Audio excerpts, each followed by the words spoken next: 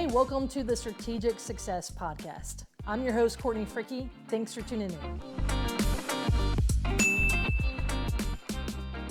Hey, welcome, my friends, to another episode of the Strategic Success Podcast. Look, I'm your host, Courtney. Let's dive into this one. So today's topic is actually one that I find is actually kind of controversial here in the real estate community. It is a topic that I've heard brought up time and time again in the recent days, but let's kind of dive into it. I want to kind of give you my take. I am very open to hear your take. If anything, I'm always open to hear with sensible, reasonable conversations.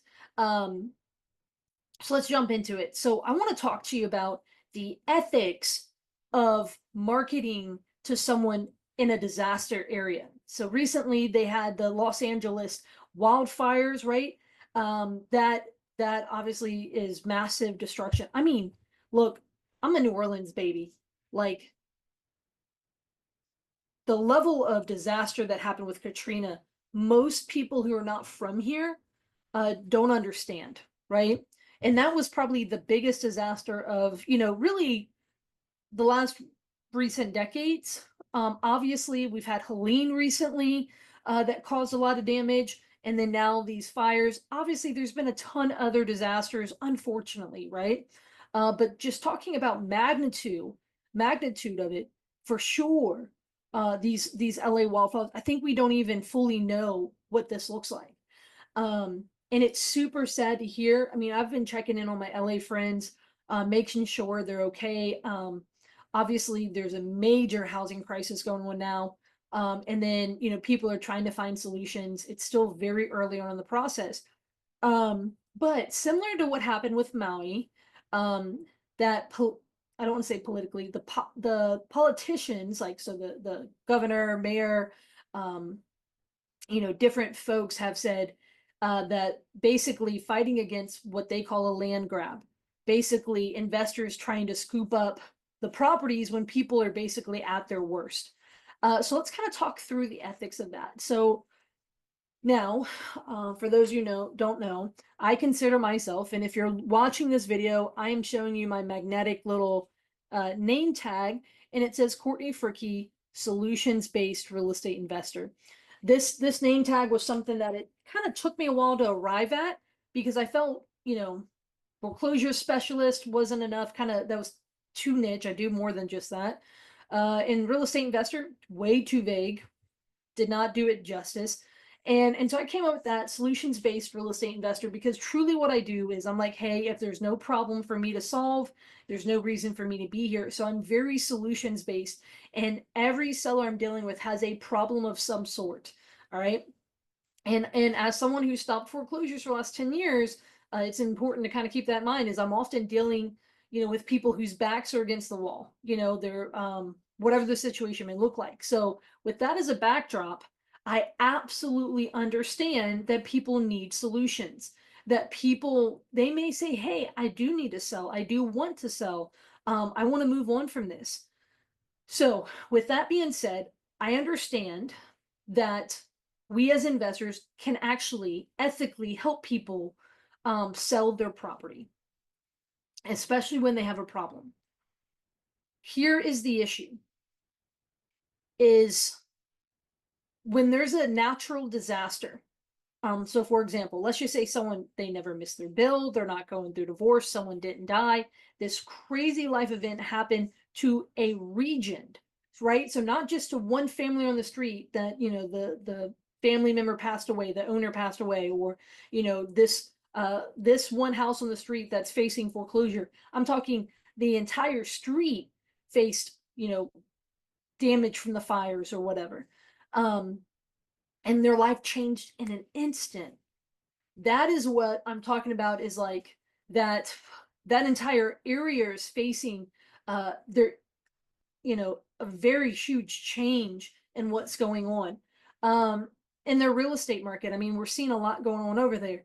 And so investors are like, oh, I should market there, and there's going to be motivated sellers. And I'm going to tell you right now that I do not believe investors should be marketing to these folks. Not right now. And it's very hard for me to say when it is okay to market to them.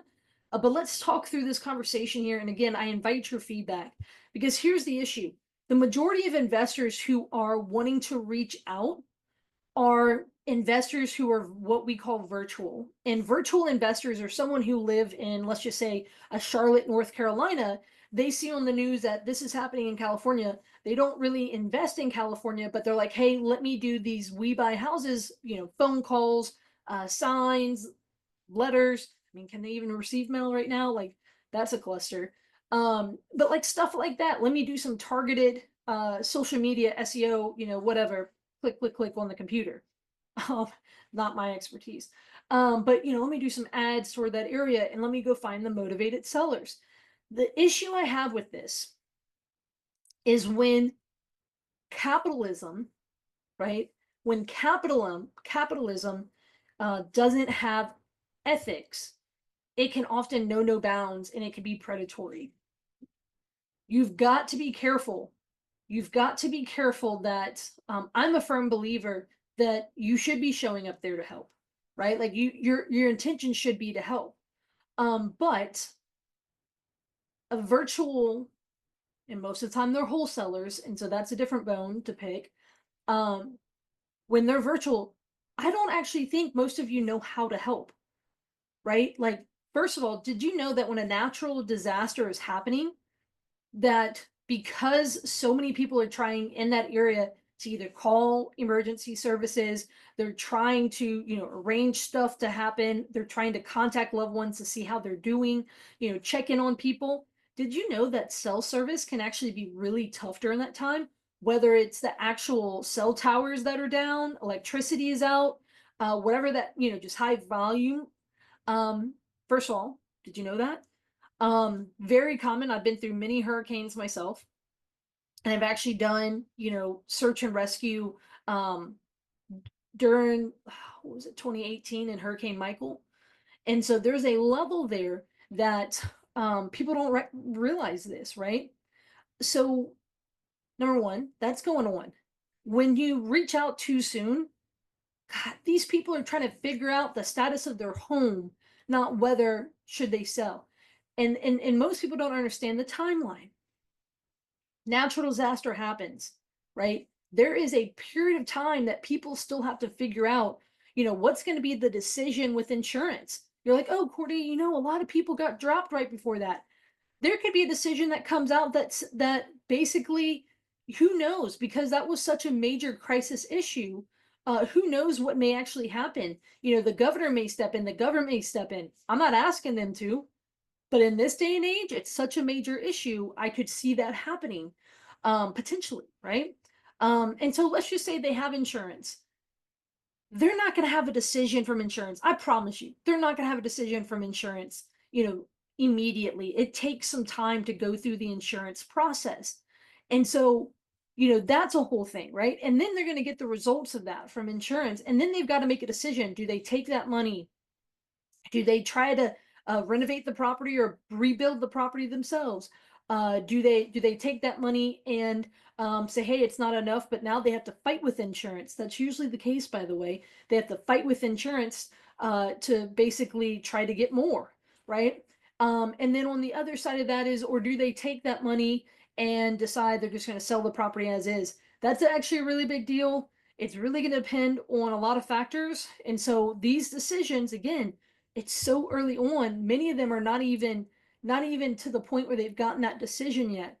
And then to add to that is, yeah, you have people who they were dropped by insurance. Yeah, you have people who they own the property free and clear, so they self-insured, right? And they've got decisions to make. But guess what? Nonprofits are stepping in.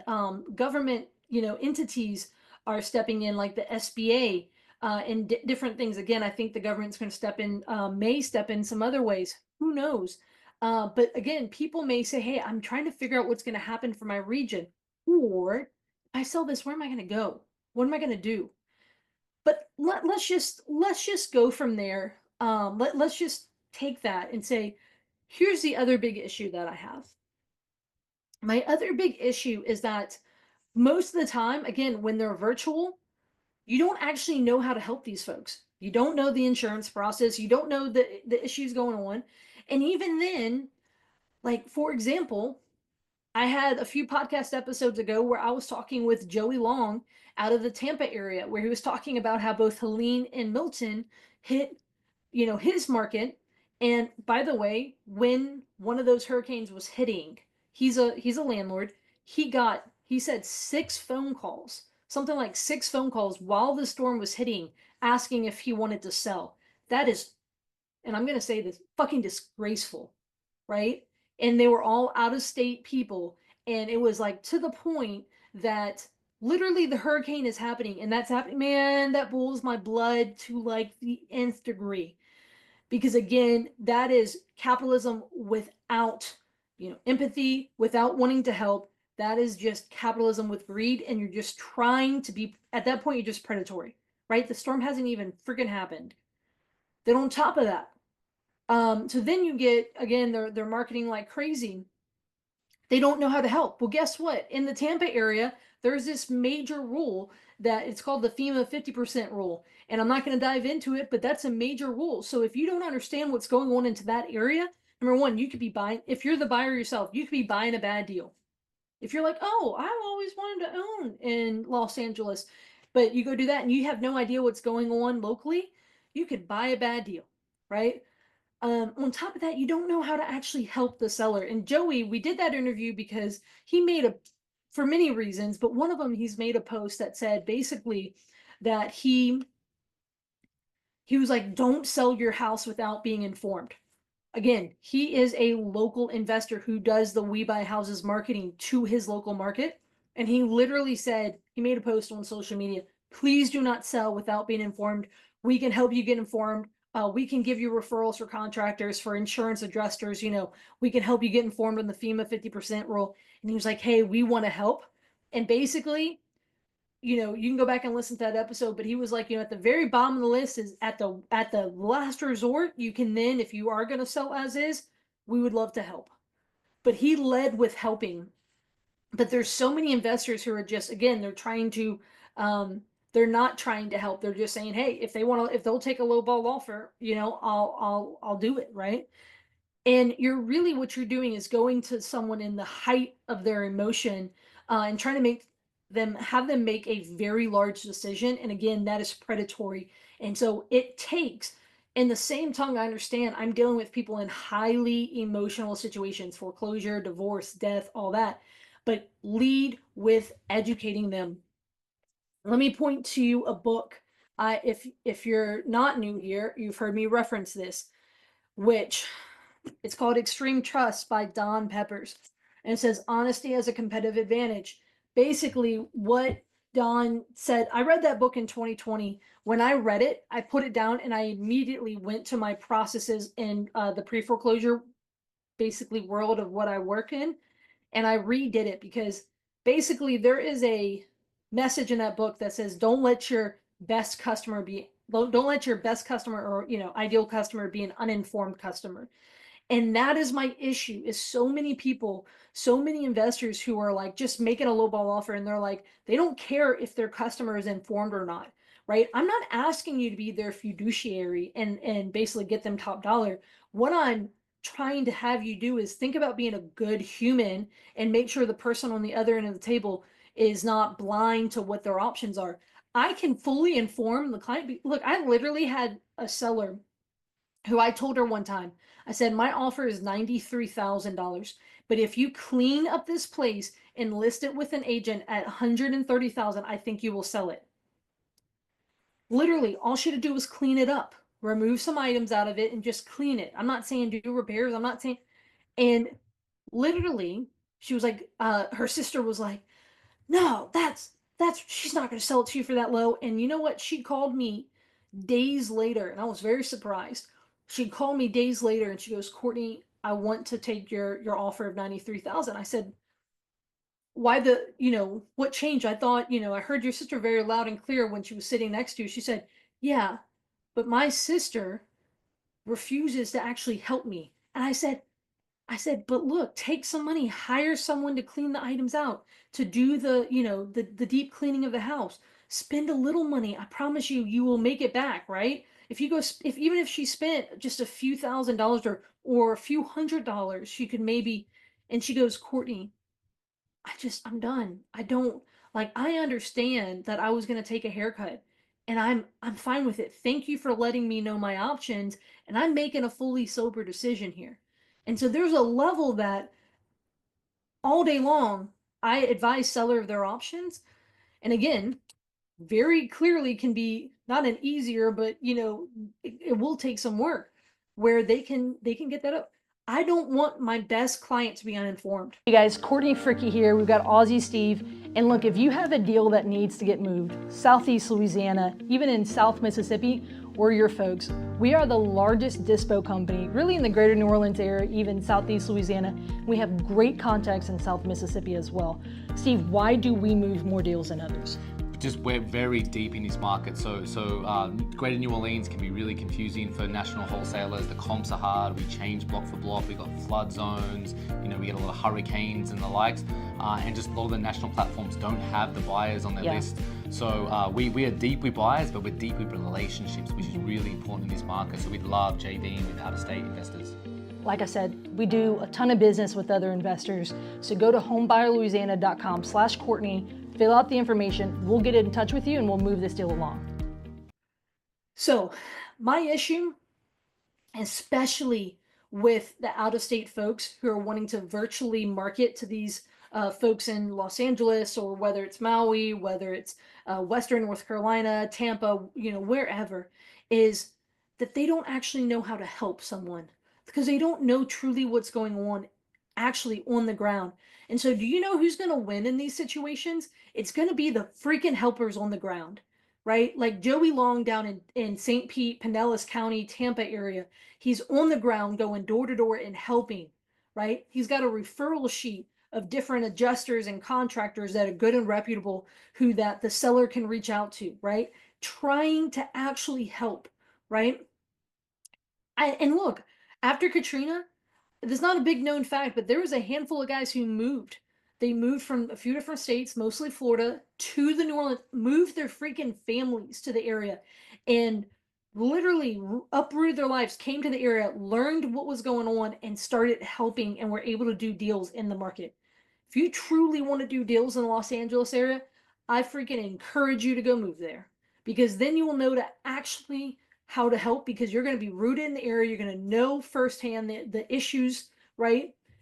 Because guess what? When you have trouble finding housing, guess what? You're going to be able to relate to the seller who can't find housing. Because if they sell to you, where are they going to move, right? That's a huge part to this, right? And so the best people who are going to be lined up to help the folks in the Los Angeles fires are going to be the helpers on the ground. People who understand what's going on, who have resources, and who are going to be able to educate folks about their options and to be able to, say, hey, these are the ways that we can help. These are your other options. How can I help? And those are going to be the folks who I believe will win. But don't be that asshole who is marketing to someone in the middle of a disaster, right? And if you're going to marketing to people, like I say this all the time. Like I don't think newbies should market to people in foreclosure because working a foreclosure actually takes skill set. One of the worst, oh my gosh, one of the worst moments that I had was in my career. I had a guy who was local and he sent me a message on Facebook Messenger. It was actually a video. All right. And he had been asking me questions around investing and things like that. And I truly believe he did not intend to cause anyone harm. I just don't think he was thinking. Or he was just thinking about himself and not thinking about the other party. Pulls out his cell phone in front of a house and he goes, "Hey Courtney, I have a question for you. I am at this house. That's Mr. John over here. Mr. John, wave your hand. Mr. John is facing foreclosure. How do I help him?" I kid you freaking not. And he sent that video to me and he said, "How do you help someone in foreclosure?" And he freaking filmed the guy in the worst, position in his life, right? Maybe in one of the worst seasons of his life. And then he said, "Hey, Courtney, how do I help this guy?" Number one, yes, ask for help. but don't freaking do it on someone's back or humiliate them and film them. You could have just freaking texted me, right? Oh my, look, I can use my words very nicely and wisely and come to the same, but I sure as hell did not that day. I remember being like, what in the hell possessed you to film that moment? That is not right. You know, do you not understand you have a human being on the other side who has a family, who has treat them with dignity. Oh, it boiled my blood.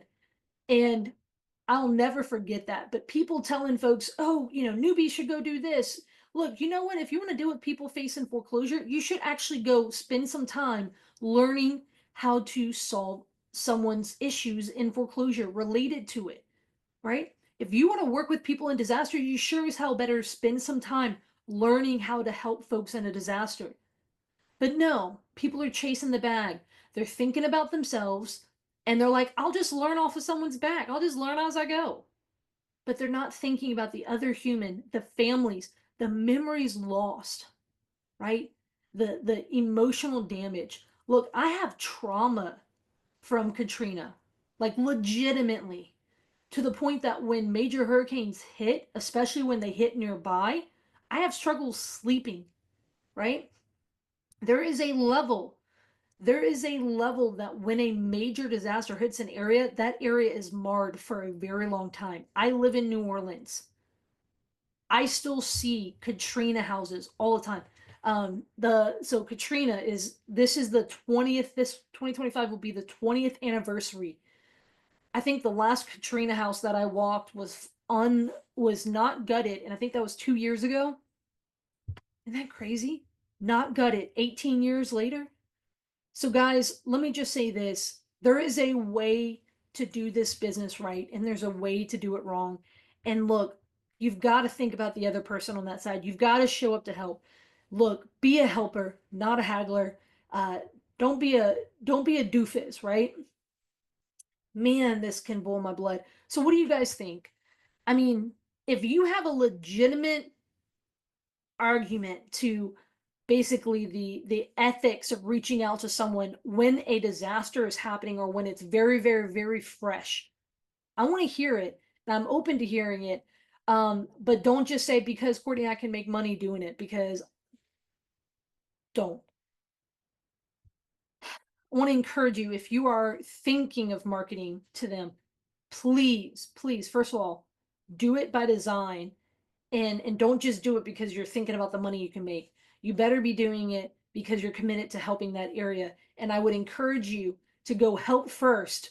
Um, give before you take. Seriously.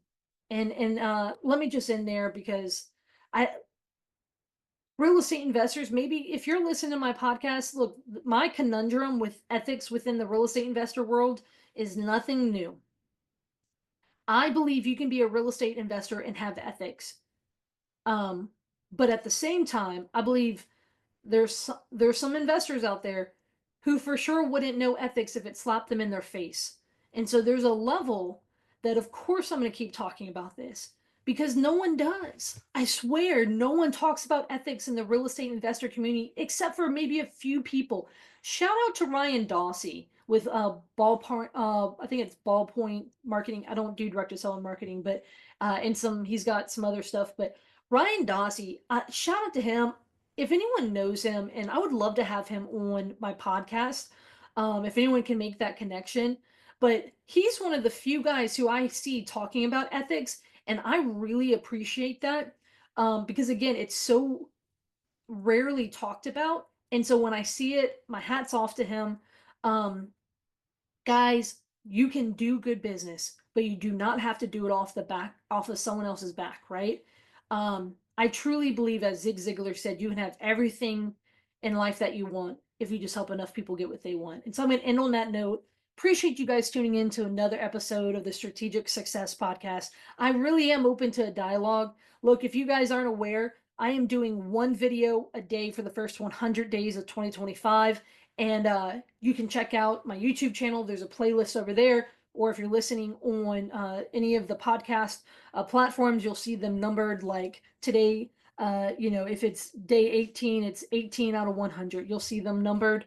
But guys, appreciate you tuning in. Appreciate you guys sticking through. Um, and always look, I'm open to the dialogue because truly, I don't believe I have it all figured out, right? Like I'm open to good dialogue. And yeah, I might get a little feisty on topics like today's topics, but I'm open to good dialogue. And so if you have a good thought on this, let me hear it. Appreciate you guys. Have a good one.